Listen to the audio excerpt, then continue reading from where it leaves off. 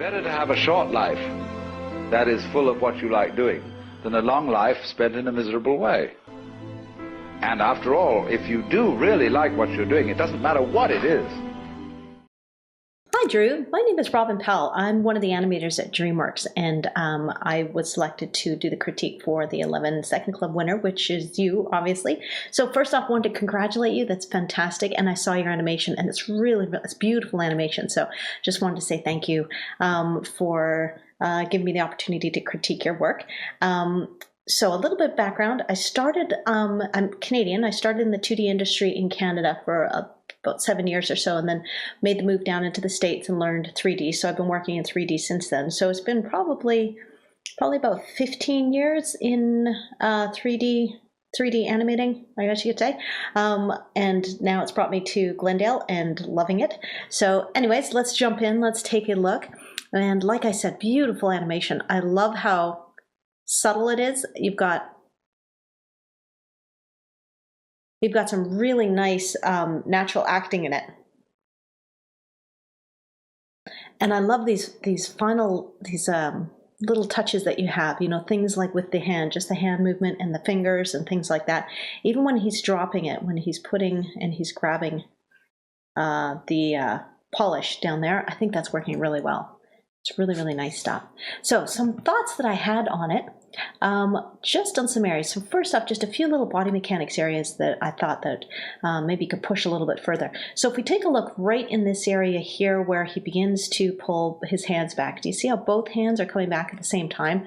And his body's not really reacting to it. So what might be nice is to actually delay this hand over here, his left hand, so it's hanging there just a few more frames, and then start to lead a little bit more with the back, coming back like this, which would also give you a little bit more clearance from the box in front, where he can actually bring his hands, let's see, where he's bringing his hands together, and he's transferring over the brush.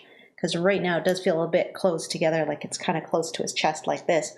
So if you had a chance to kind of bring him back like this, his left hand starts to come forward, his left hand is delayed, his right hand is starting to come towards him, and he's leaning back a little bit to sort of connect that movement with his hands coming back in his body. So once it comes back, it gives you a little bit more clearance too, that he can transfer over and break up the twinning a bit on the hands right in there. Especially too, because he's got these really long fingers, so you have a lot to account for in that tiny little space. So that's really nice. Nice little toss up right there. So that would also mean that this hand wouldn't get there quite as soon, which is fine, because he's clearly very comfortable with what he's doing.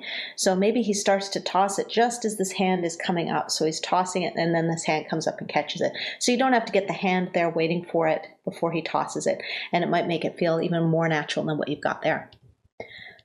All right, so another area that I was looking at as far as body mechanics is if we take a look at his right hand as he begins to raise it right here. So watch how he raises it up like this, but there's not a lot of movement up here.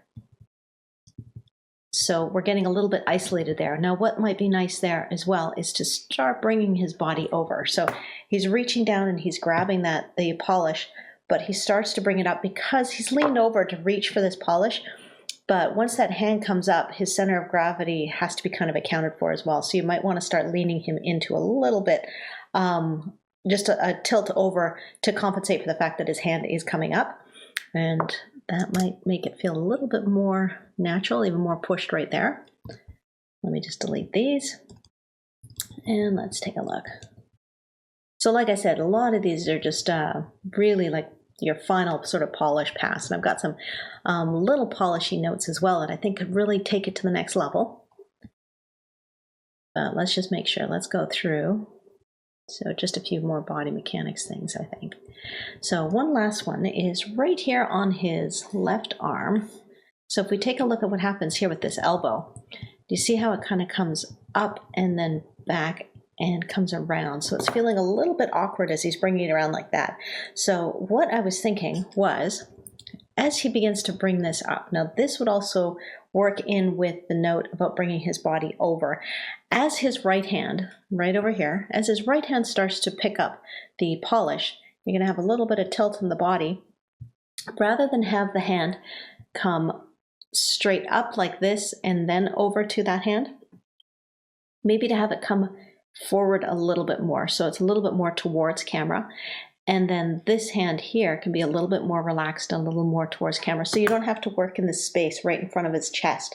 That it's more like it comes up and forward like this, and then this hand is here. So it feels a little bit more relaxed. And then you don't have to bring that elbow way up high like this. So that's a thought that I had right in there. Now let's talk about a few little polishy notes that I thought that you could try out. Let me just delete these here. Okay, so a few little things like, for example, just keep an eye on, and they're really, really minor because you've got this beautiful animation in here with following through, like even as I pay attention to just the fingers and the way he releases on here, I think that's working really well. Coming around like that. So in stuff like this, what you can do is maybe open up one of the fingers so that they don't always end up kind of boxed in like that, but you get a little bit of drag, a little bit of opening up of one of the fingers in there. Same thing on the other hand, is just to break that up a little bit. Okay. And I love what you've got, the little details right here as he's reaching forward with his fingers. I think that's really nice. And I think, let me see if I've got it in the right place. Somewhere in here, let's see. Yeah, one of the polished things is watch out for the elbow right in here. If we take a look, it comes back. And do you see right there? So we're getting a little bit of sort of a pop. And it's really minor, but it is something, one of those things that we kind of look out for. So as his elbow's coming back and then it immediately starts coming forward again. But that would be solved if that note that I was talking about, bringing the arm forward, because then that elbow is coming forward like this in a smooth motion and you don't feel like it hitting a wall as it's coming back, popping forward again. Okay, so I love the motion of him polishing the shoe too. I think that's beautiful. Okay, so a few things here, tiny little things that I would say would be great if you could push those to just really emphasize a little bit. Now, overall, you've got this great acting with the head as he's tilting and he's looking at him with different angles, and even as he's bringing his head down and kind of shaking and whatnot. But it feels a little bit even. It's pretty soft throughout the whole thing. And it'd be great to kind of accent it a little bit more, add a little bit more weight. So even on the head shake, to maybe snapping up a few, just kind of pop the few like that and then ease in some others. So it's not too soft throughout the whole thing. And then on an expression, say, for example, right in here as he's speaking, as it's such a great point in the line, and I love the language that you've used, the body language, as he's tilting forward, because it's really appealing. Let's take a look. Let me put on the sound here.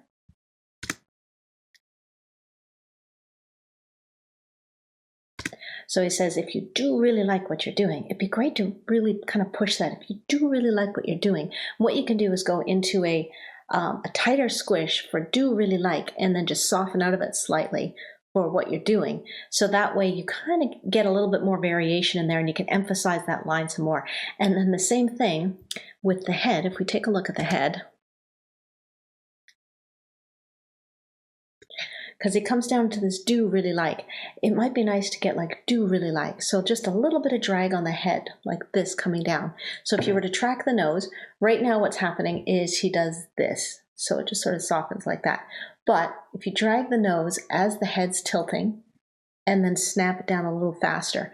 And I don't mean snap as in over the course of one frame or you're going to read that, but what you're going to get, rather than have a soft tilt of the head like this, it's going to be like that.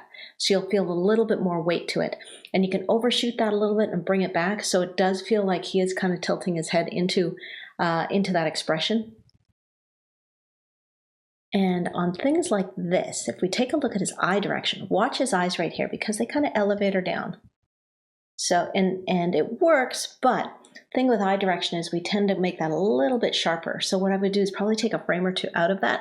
You can ease out of that top position as he's looking up and then look down a little bit faster so it's not too soft. And then in areas like, let's see here,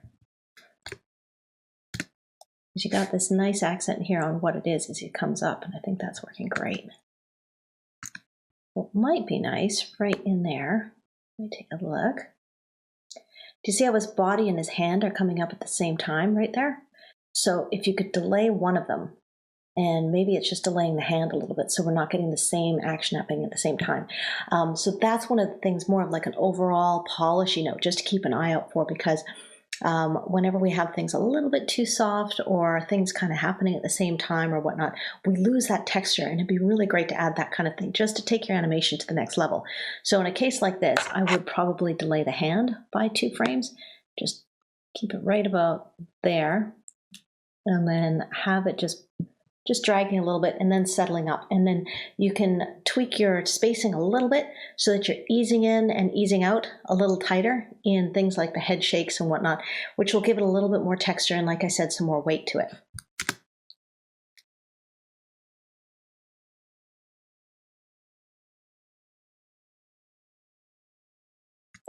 So let me just see, there was just something else here I saw.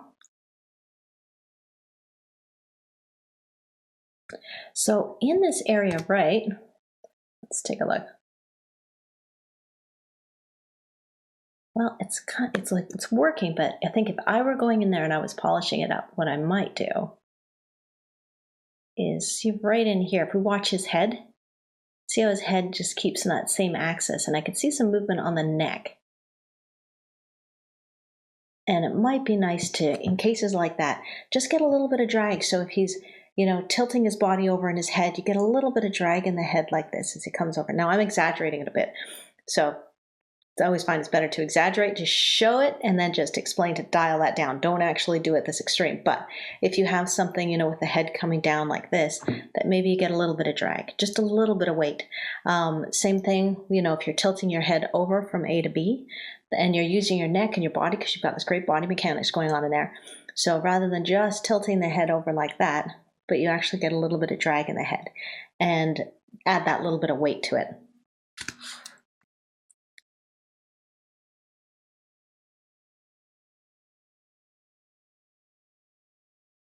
Yeah, this is beautiful. So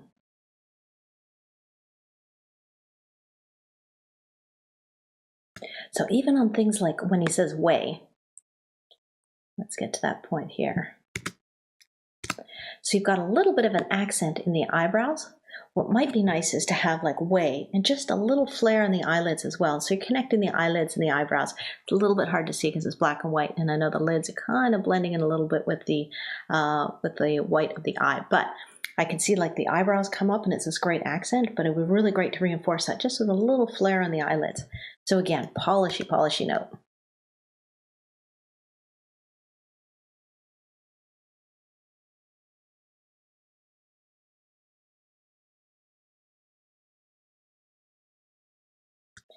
And then on words like way, see right in there, you see that's kind of as big as we get, but that's kind of a big accent word too. You might want to add a little bit more, again, a little bit more flair in there so we can read that a little clearer. So maybe have the mouth open just a tiny bit more. Let me just see in here.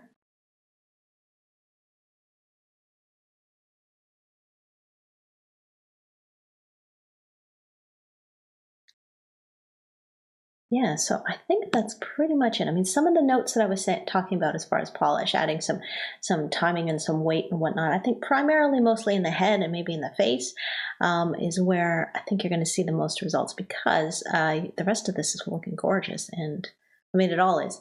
I'm saying just to push things just a little bit further. So I think that's pretty much it, but fantastic work, and I can't wait to see what you're going to produce as you move forward in your animation career. Best of luck to you. Bye.